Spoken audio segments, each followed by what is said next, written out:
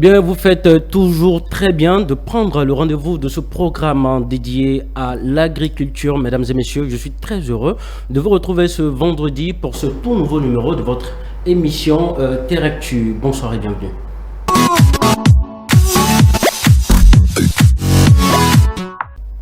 Contribution, n'est-ce pas, des pratiques agricoles dans la résistance aux insecticides, cas des moustiques. Mesdames et messieurs, pour ce numéro de votre émission Terre Actu, c'est vrai, il n'est pas de coutume de recevoir le genre féminin, mais aujourd'hui nous faisons exception et nous recevons une dame, un docteur. Elle est entomologiste, j'ai nommé docteur Geneviève Chigoso. Bonsoir. Bonsoir, monsieur Podekon. Alors, je le disais avec vous, nous allons parler de la contribution des pratiques agricoles dans la résistance aux insecticides et nous allons bien sûr nous pencher sur le cas des moustiques, n'est-ce pas? Bien sûr. Alors, tout de suite, que représentent les insecticides dans nos pratiques agricoles au Bénin? Merci, monsieur Podekon. Avant de revenir à la question, il faut d'abord dire que les insecticides, ce sont des produits ou bien des substances actives préparées qui ont pour but de tuer les insectes. Et pourquoi donc les insecticides en agriculture? Il faut noter que les producteurs font généralement face à l'attaque de leur culture par des ravageurs. Oui. Et donc, pour assurer un meilleur rendement, ces producteurs font généralement recours aux insecticides pour pouvoir tuer ces ravageurs. C'est ça. Voilà. Ok, maintenant, on revient à ma question. Ça représente quoi réellement pour ces producteurs dont vous parlez? Oui, c'est un produit. Oui, c'est en quelque sorte une arme. Voilà, c'est une arme pour les dégâts peut-être qui peuvent être causés par les insectes, par les ravageurs, par les insectes. D'accord. Alors aujourd'hui, nous parlons précisément des moustiques. Comment ceux-ci développent quand même de la résistance face aux insecticides? Oui, on parle d'agriculture, on parle de moustiques. Oui. Pourquoi ce lien? Il faut d'abord dire que les moustiques, ce sont des vecteurs de maladies. Et dans le cas précis, le paludisme. Oui. Et vous savez que le paludisme représente un problème de santé publique. Oui, et ces moustiques, généralement, se développent dans des milieux agricoles parce que ces milieux présentent des conditions favorables au développement de ces moustiques. Alors, pour lutter contre ces moustiques, en santé publique également, nous faisons recours aux insecticides. Ah, d'accord. Et voilà qu'en agriculture également, pour pouvoir tuer les ravageurs, les producteurs également font recours aux insecticides. Et généralement, ce sont les mêmes insecticides qui sont utilisés en agriculture comme en santé publique. Et vu que les moustiques généralement se développent dans les milieux agricoles, ils sont déjà en contact permanent avec ces insecticides. Okay. Je ne vous arrête pas, mais tout de suite quand vous parlez de santé publique, je sais que vous n'êtes pas médecin de profession, mais en santé publique, est-ce à dire que, parce qu'on prend les insecticides dans les champs pour tuer les ravageurs, mais quand vous parlez de l'usage des insecticides en santé publique, qu'est-ce que cela voudrait dire? Oui, quand on parle d'utilisation d'insecticides en santé publique, les méthodes de lutte contre les moustiques ou bien les vecteurs de maladies en santé publique sont basées sur les insecticides. Je prends l'exemple des moustiquaires que nous utilisons dans les maisons. Ces moustiquaires sont imprégnés par des insecticides et ce sont ces insecticides qui tuent les moustiques lorsque ces moustiquaires sont mis dans les maisons pour pouvoir protéger les individus. Et également les pulvérisations que nous faisons dans nos maisons, nous achetons des bombes insecticides généralement que nous utilisons à la maison. Ce sont des produits faits à base d'insecticides. D'accord. Voilà. Et comme je le disais tantôt, le principe actif de ces produits, c'est le même qui est utilisé par les agriculteurs pour pouvoir lutter contre les ravageurs. Et donc ces moustiques, vu qu'ils se développent déjà dans les milieux agricoles, sont déjà en contact avec ces insecticides et lorsque nous utilisons ces outils dans nos maisons, généralement, ils ne sont plus efficaces vis-à-vis de ces moustiques. C'est dans ce cas qu'on parle de résistance des moustiques. D'accord. Alors, mesdames et messieurs, vous le savez, qui parle agriculture parle forcément de santé, parce que c'est un secteur connexe quand même, le secteur de la santé. Voilà. Lors de la préparation de l'émission, vous dites que les moustiques se reproduisent et se développent dans les milieux agricoles et sont déjà en contact fréquent avec les insecticides à cause de l'utilisation abusive qu'en font les agriculteurs. Et donc, comme conséquence, ces moustiques sont résistants avant d'arriver dans les maisons. Exactement. Alors, je voudrais que vous nous éclairiez un peu plus là-dessus. Voilà. Le constat généralement est que les insecticides, comme tout autre médicament, ont des doses d'utilisation. Un peu comme lorsqu'on vous prescrit des médicaments, il y a des doses que vous devez prendre. Et généralement, en agriculture, les producteurs ne respectent pas ces doses. Ces doses-là. Oui, parce que leur objectif, c'est d'atteindre le rendement visé. Voilà. Donc, même lorsqu'il est écrit qu'il faut utiliser ces produits peut-être à 14 jours d'intervalle ou bien à 3 semaines d'intervalle, dès que le producteur remarque qu'il y a un ravageur sur les cultures, il pulvérise. Il ne tient plus compte de la dose prescrite. Et donc, puisque les moustiques sont dans les environs, ils sont en contact fréquent avec ces insecticides. Et donc, la dose qui est censée tuer ces moustiques, lorsque nous appliquons maintenant ces doses, elle n'est plus efficace parce que les moustiques qui sont censés mourir vis-à-vis de cette dose sont déjà morts dans les champs. Donc ce sont les survivants qui sûrement développaient des mécanismes pour pouvoir survivre vis-à-vis de cette dose-là qui parviennent à nos maisons. Voilà. Et lorsque nous mettons les outils, les moustiquaires et tout le reste, ça n'a aucun impact. Et vous pouvez même remarquer que dans les maisons, même lorsqu'on met les moustiquaires, les moustiques viennent se poser sur ces moustiquaires. Ils peuvent même piquer à travers ces moustiquaires.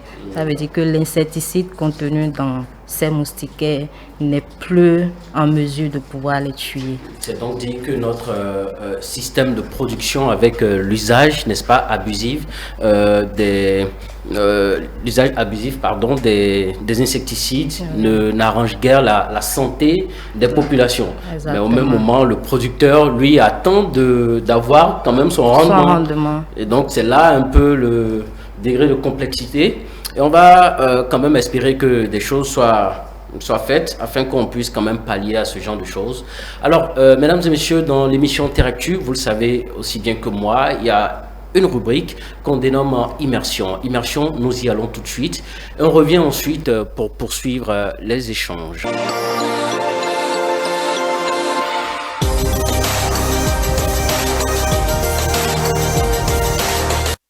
Je suis très heureux de vous retrouver encore une fois pour cette rubrique que vous aimez tant. Nous sommes, mesdames et messieurs, en immersion. Le saviez-vous? On élève des moustiques. En fait, moi-même, je n'en sais pas plus. Je pense qu'aujourd'hui sera l'occasion pour nous de découvrir ce qui se passe avec l'élevage des moustiques. Nous sommes dans un laboratoire à l'Institut international d'agriculture tropicale, mesdames et messieurs. C'est le docteur Geneviève Chigosu qui nous reçoit dans son laboratoire. On y va tout de suite pour notre immersion.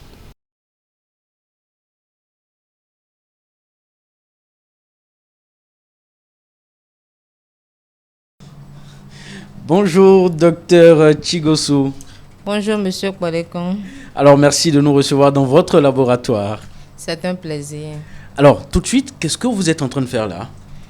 Alors ici, nous avons les larves de moustiques et chaque jour, il faudra vérifier s'il n'y a pas de larves mortes, nettoyer l'eau et les nourrir avec cette nourriture que voici. D'accord, mais là, ce sont les larves de quoi? Des larves de moustiques. Des larves de moustiques. Waouh. D'accord. Aujourd'hui, qu'est-ce que nous allons découvrir concrètement qui est quand même en phase avec notre thème? Voilà. Le thème, c'est la contribution de l'agriculture à la résistance des moustiques. Et dans notre unité d'élevage ici, nous menons des expériences pour voir comment l'utilisation des insecticides en agriculture peut créer la résistance au niveau des insecticides. Donc, dans ce labo, vous allez voir, nous élevons des larves de moustiques dans l'eau que nous avons collectée au niveau des périmètres agricoles, que ce soit dans les champs de riz, comme dans les champs de maraîchage. Et au laboratoire, nous mettons les larves de moustiques dans ces différentes eaux et nous suivons leur évolution. Et après, nous les exposons à des doses d'insecticides qui sont supposés les tuer. Et nous voyons si ces larves qui ont été élevées dans ces eaux prélevées dans les périmètres agricoles ont créé une résistance au niveau de ces moustiques. On aimerait quand même bien voir un peu ces expériences-là dont vous venez de parler, ce processus-là. Comment est-ce que c'est libellé? On commence par où?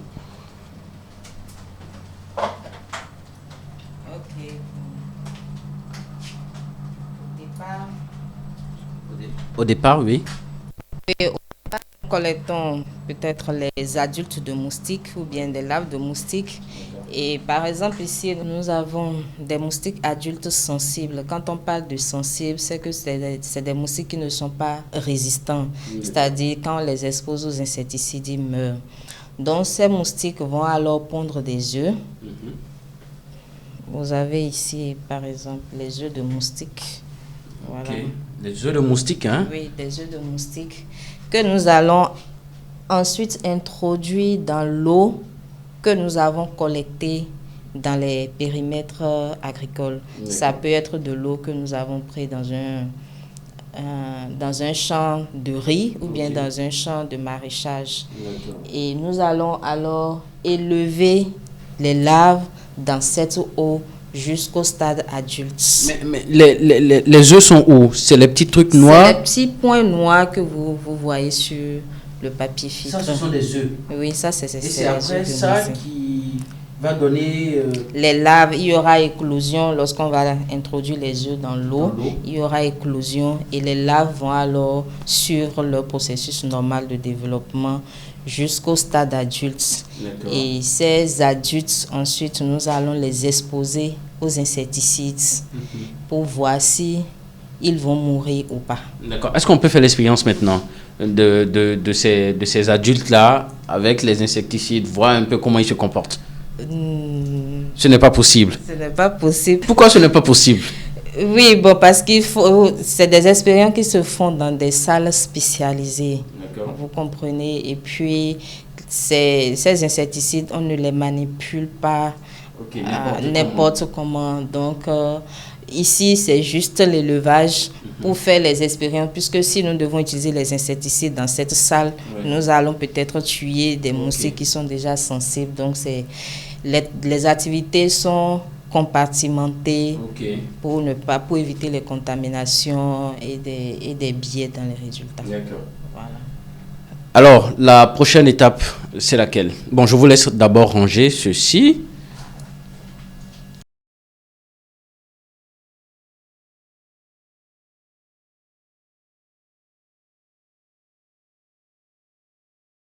La prochaine étape, c'est d'exposer les moustiques aux insecticides donnés. Et forcément, il y aura des survivants, c'est-à-dire les résistants. Il y en a qui meurent, il y en a qui ne meurent pas. Donc, nous récupérons alors les survivants. Et maintenant, il faut comprendre pourquoi ces moustiques ne sont pas morts. C'est là maintenant qu'on parle des mécanismes mis en jeu par ces moustiques pour résister aux insecticides. Et donc, pour comprendre ces mécanismes, puisque pour mieux contrôler un insecte, il faut le connaître, il faut le maîtriser pour pouvoir mieux l'attaquer.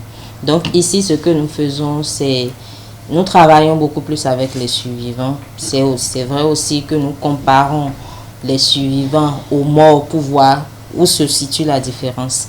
Donc avec les survivants, alors, nous allons aller un peu plus dans leur système, dans leur génome. D'accord. Voilà, pour voir qu'est-ce qui se passe là-bas. Quelles sont les modifications qu'il y a eu, quelles sont les nouvelles protéines peut-être qui permettent à ces moustiques de dégrader les insecticides, puisqu'il y a plusieurs mécanismes. Il y a la résistance qu'on appelle comportementale, parce que au départ, on savait que les moustiques piquaient au milieu de la nuit, surtout les anophèles, ceux-là qui transmettent le paludisme. Mais lorsqu'on a commencé à déployer les moyens de lutte, ces moustiques ne sortent plus la nuit, mais sortent très tôt. Déjà à 18 h, vous allez vous faire piquer par les moustiques. Exactement. Voilà. Donc, cette forme de résistance, elle est un peu difficile à étudier. Mais la résistance métabolique, c'est-à-dire le moustique peut synthétiser des protéines qui vont lui permettre de dégrader l'insecticide. Et comment est-ce que vous arrivez à comprendre les génomes? Exactement. C'est un peu plus technique, oui, parce que il faut, ce qu'on fait, nous faisons des comparaisons parce que nous avons les moustiques sensibles et les moustiques résistants. Donc nous allons maintenant aller dans le génome et essayer de quantifier certaines enzymes pour voir est-ce que ces enzymes sont produites en grande quantité que la normale, parce qu'avec les sensibles, nous savons le niveau d'expression de ces enzymes-là. Alors chez les résistants, nous allons voir si peut-être cette enzyme est sécrétée en grande quantité, ça veut dire que ce gène alors intervient dans la résistance observée. Et donc, ce sont les machines que vous voyez ici, ce sont des machines qui nous permettent de faire ces différentes analyses.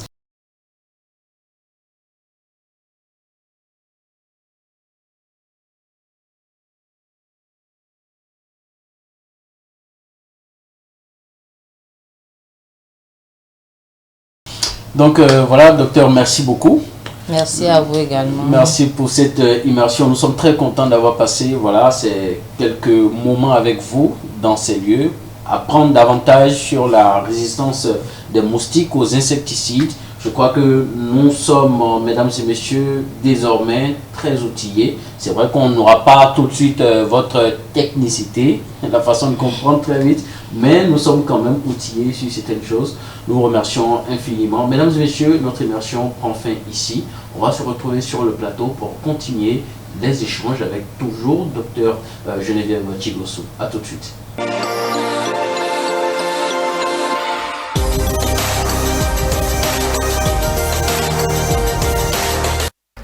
De retour ici en plateau, mesdames et messieurs, vous êtes bel et bien sur Terre Actu. On parle de la contribution des pratiques agricoles dans la résistance aux insecticides et on s'est focalisé sur le cas des moustiques. Nous sommes en plateau avec Dr Geneviève Chigossou. Elle est entomologiste, justement celle avec qui nous avons quand même effectué cette immersion qu'on espère que vous avez appréciée. Ça vous a quand même éclairé à bien de niveaux. Alors on poursuit ici les échanges, Dr Geneviève Chigossou.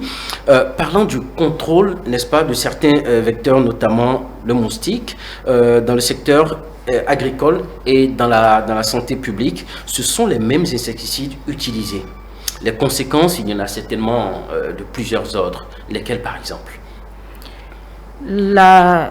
Le problème auquel on fait face actuellement, c'est la résistance, comme nous l'avons notifié tantôt. Oui. Et pour remédier à ce problème, ce que nous essayons de faire, c'est de travailler avec les producteurs. Parce que... Donc, à part la résistance, il n'y a rien d'autre comme conséquence? Oui, bien sûr. C'est la À conséquence. part la résistance, il y a également les problèmes environnementaux. Parce que lorsque vous utilisez abusivement ces insecticides, l'environnement est pollué, Forcément. les cours d'eau sont pollués. Et lorsque les cours d'eau sont pollués, les animaux qui vont s'abreuver dans ces cours d'eau, même les humains qui utilisent ces cours d'eau peuvent être intoxiqués.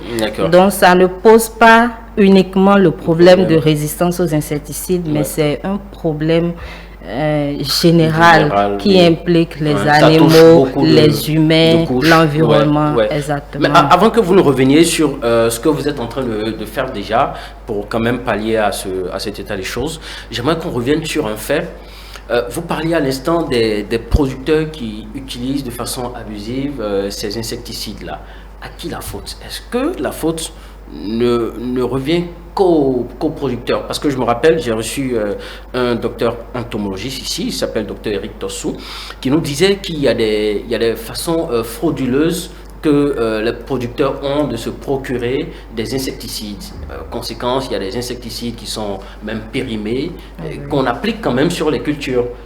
Et là, si le produit est obtenu de façon frauduleuse, est-ce qu'il y a toutes les informations pour lui permettre de savoir quoi faire par rapport aux cultures?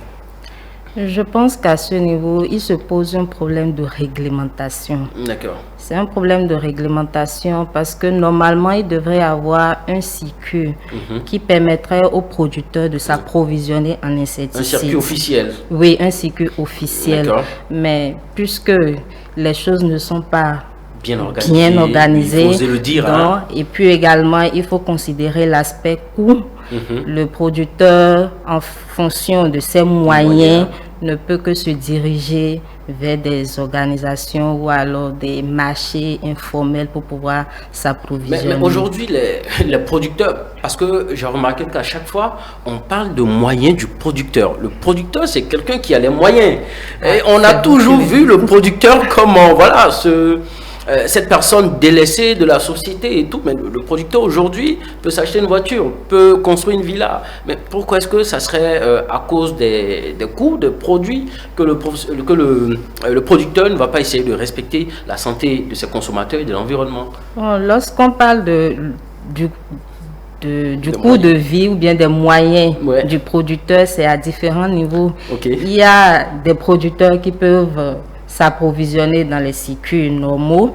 Il y en a qui n'ont pas vraiment les moyens. Ou il y en a qui, puisque tout le monde a l'habitude d'aller s'approvisionner sur le marché informel, ils préfèrent le faire. Et puisqu'il n'y a pas de sanction, il n'y a pas de suivi. Donc chacun fait selon son bon vouloir. Bonne arrivée les dégâts, malheureusement. Ce qui cause forcément un poids pour ce qui est de la santé, de l'environnement, des animaux. Puisque lorsque le producteur pulvérise de façon abusive aussi, ça peut également se retrouver dans les produits que nous consommons. Oui, et plusieurs analyses ont été effectuées qui ont montré que même les légumes que nous payons sur le marché sont contaminés par ces insecticides-là. Et nous ingérons tout ça dans notre organisme. Et conséquence, très tôt, on se retrouve à l'hôpital pour des maux que je ne veux pas citer ici. C'est un peu ça. Alors, on espère que ça va se faire avec la prochaine question sur laquelle vous allez quand même nous éclairer. Alors aujourd'hui, qu'est-ce qu'offre la recherche concrètement par rapport à l'utilisation abusive des insecticides et surtout par rapport à la résistance, n'est-ce pas, des moustiques face aux insecticides? Par rapport à la résistance des moustiques face aux insecticides, les analyses se poursuivent parce que avant de mettre un produit... les analyses se poursuivent, docteur Geneviève. Les analyses se poursuivent. Ça veut dire qu'il n'y a rien qui est fait jusque-là. Pas du tout. C'est pas qu'il n'y a rien qui est fait jusque-là. Il y a des résultats, il y a des mais qui ne sont pas forcément connus de tous. Voilà. Oui, parce que un exemple que je peux vous donner, vous allez remarquer que de façon périodique, on fait des distributions des moustiquaires pour pouvoir changer celles existantes auparavant. Donc, ces nouvelles moustiquaires sont imprégnées d'insecticides, mais avec des substances qui peuvent inhiber les mécanismes que ces moustiques mettent généralement en jeu pour pouvoir résister vis-à-vis de ces insecticides. Donc, ces moustiquaires contiennent ces substances avant qu'on y ajoute les insecticides. Et du coup, lorsque ces produits agissent et que l'insecticide maintenant vient faire son travail, ça fait que le moustique meurt forcément. Donc également, avant d'en arriver là, ça prend beaucoup de temps parce qu'il faut d'abord comprendre quel est le mécanisme mis en jeu par l'insecte. Il y a plusieurs mécanismes qui sont mis en jeu par les moustiques. Il faut d'abord comprendre quel est le mécanisme mis en jeu et quel est le moyen qu'il faut utiliser pour pouvoir lutter contre ce mécanisme avant maintenant d'appliquer le produit pour qu'il soit beaucoup plus efficace. Et de l'autre côté également, au niveau de l'agriculture, nous travaillons beaucoup avec les agriculteurs. Et récemment même, nous avons mené des études avec eux où on leur a vraiment montré qu'en utilisant des insecticides à une dose normale et en respectant les normes, ils peuvent forcément avoir leur rendement. Et avec les résultats qu'on a obtenus, eux-mêmes, ils étaient vraiment convaincus que le respect des doses, oui, c'est important. Oui, c'est important. Mais est-ce que aussi il n'y a pas un travail que la recherche pourrait faire au niveau peut-être de la préparation même du produit? Est-ce que déjà c'est pas bien de diminuer carrément la dose même depuis le lieu de fabrication? Parce que vous savez, on a forcément, je m'excuse du terme, des récalcitrants, des personnes qui ne vont, quelles que soient les mesures de sensibilisation, ne vont vraiment pas écouter et puis feront à leur bon vouloir, quoi. Oui, on ne peut pas diminuer la dose parce qu'il faut une certaine dose pour espérer que l'insecte meure. Ok. Voilà. D'accord. Donc c'est cette dose diagnostique qu'il faut appliquer. D'accord. Maintenant, il faut sensibiliser les producteurs, essayer de travailler avec eux pour qu'ils puissent laisser en tout nu, dit-on. Mais lorsqu'on respecte les doses, vous aurez le résultat escompté, mais c'est en utilisant de façon abusive qu'on crée beaucoup d'autres problèmes. Oui, mais on utilise de façon abusive, mais on a des cas de résistance. Est-ce que réduire la dose nous permettrait voilà, d'avoir le résultat qu'on souhaite? Parce que c'est un peu complexe à ce niveau. Vous dites qu'il faut en tout cas tuer ces ravageurs-là. Bien sûr. Maintenant, il y a une dose qui est appliquée Oui. et les producteurs ne respectent pas la dose et l'utilisent de façon abusive. Maintenant, est-ce que réduire cette dose permettra efficacement de tuer et d'observer des cas de non-résistance aux insecticides? Voilà. Merci beaucoup, M. Podekon. Les producteurs, généralement, n'utilisent pas un seul insecticide. Ah. Voilà, ils n'utilisent pas, puisque avec les cas de résistance enregistrés, on fait maintenant une application alternée. D'accord. C'est-à-dire lorsque le producteur applique cet insecticide aujourd'hui, 2 semaines après, il applique un autre insecticide. Pour ne pas que ce premier insecticide, lorsqu'il sera utilisé fréquemment, que ces insectes développent rapidement la résistance vis-à-vis de ça. Donc, on fait une application alternée pour que la résistance puisse quand même mettre du temps à apparaître. Mais généralement, ce qu'on constate, c'est que ces producteurs, ils combinent déjà les insecticides et ils les appliquent fréquemment et à des doses.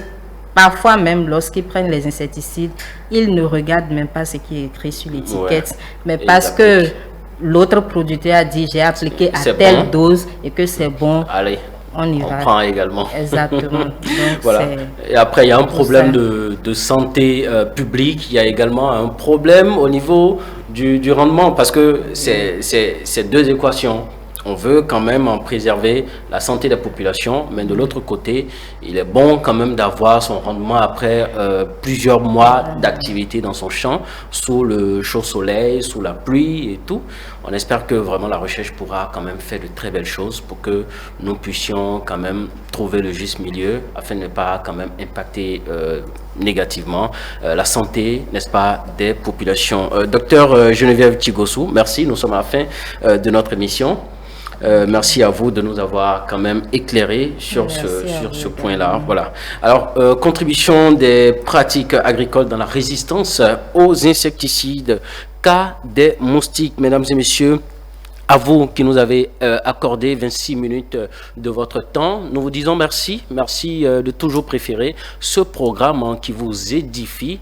Le programme, comme le dirait l'autre, ce programme autorisé. Je suis Prudence Podekon. Merci de nous avoir suivis encore une fois et à vendredi prochain.